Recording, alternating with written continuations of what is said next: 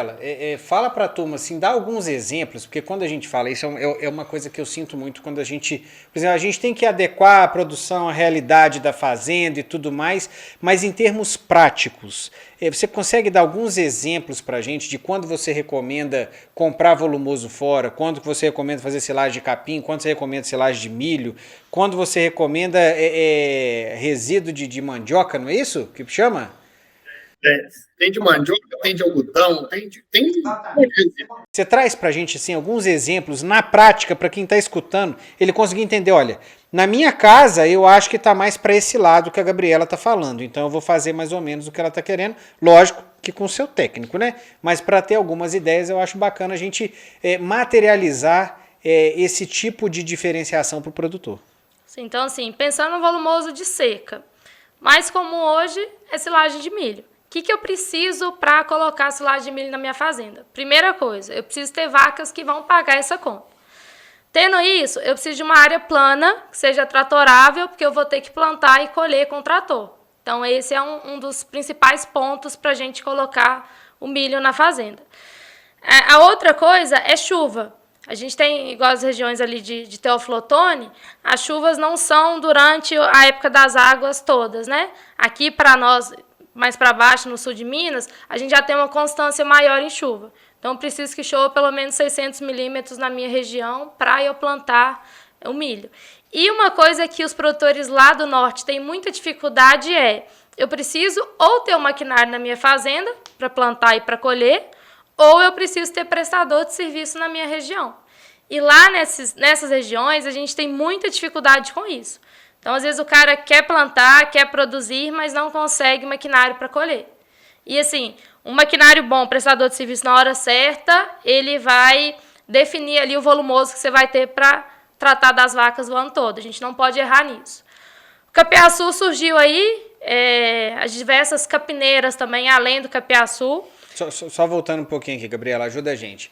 Para ter um número na cabeça, é lógico que isso é muito variável, mas a partir de quantos litros de média de gado você me fala que valeria a pena a gente trabalhar com silagem de milho? Chuta uma faixa aí só para a turma. Pode pensar numa faixa aí de 15 a 20 litros de leite na média do rebanho para a gente trabalhar com silagem de milho. No mínimo, né?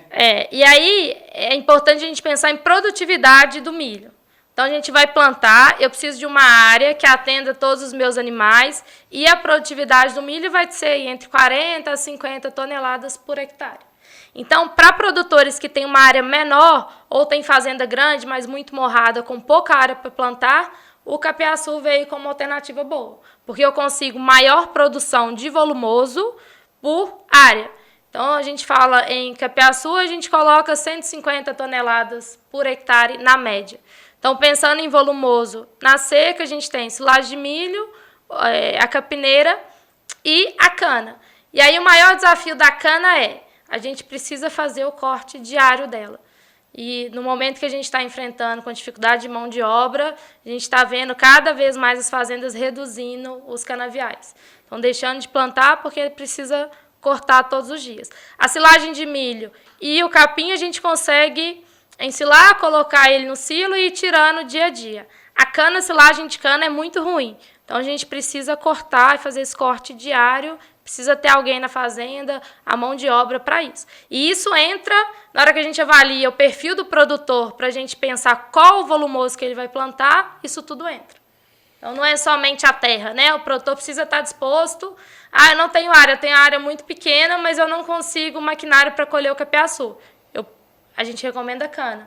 Mas se não tem mão de obra para cortar, aí fica difícil de executar. Você não está vendo a campo o problema do capiaçu e o maquinário que consiga cortar capiaçu, não? Sim, sim. E a gente está... Alguns produtores têm feito silagem de capiaçu muito boas. A grande dificuldade é você achar um maquinário para colher e você saber o ponto de colher. Porque a gente vê muita gente colhendo o capim fora de hora também. E isso vai trazer uma silagem pobre em nutriente, às vezes com um custo alto, dependendo de quanto vai estar a hora para colher. E não é qualquer maquinário que colhe. Samuel pode até falar melhor que eu, que está numa realidade que tem bastante capiaçu também, né? Atende fazendas que já plantam capiaçu há muito tempo. Mas é uma dificuldade que a gente vem enfrentando. E é importante, fiz o planejamento, eu preciso conversar com o produtor e falar com ele. Nós vamos plantar capiaçu, nós vamos ter maquinário para colher esse capiaçu, tem prestador de serviço na região? O capiaçu, ele para algumas regiões e para alguns produtores, ele foi uma maravilha e para outros foi uma tragédia.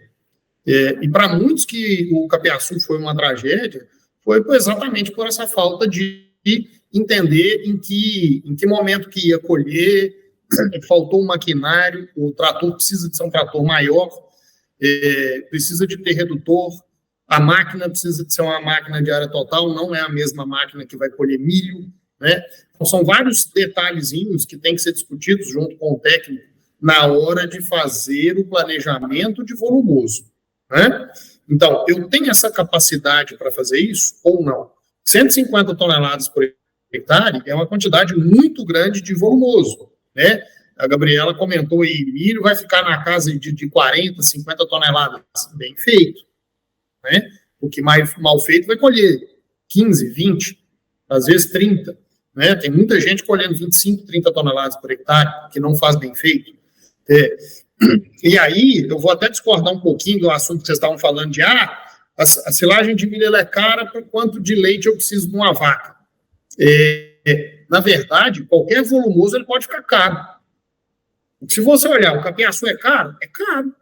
Você fazer um hectare de capiaçu é muito caro. É até mais caro implantar um hectare de capiaçu do que implantar um hectare de milho para silagem. Só que capiaçu tem poucos nutrientes, produz muito. O milho tem muito nutriente, mas produz pouco. Então, o que equivale em produção de leite por hectare? Se eu tenho uma coisa que tem pouco nutriente e produz muito, eu tenho muita vaca produzindo menos. E quando eu vou para o milho, que tem muito nutriente, mas produz pouco, eu tenho menos vaca, mas que produz muito, para equivaler em produção por hectare de leite, né?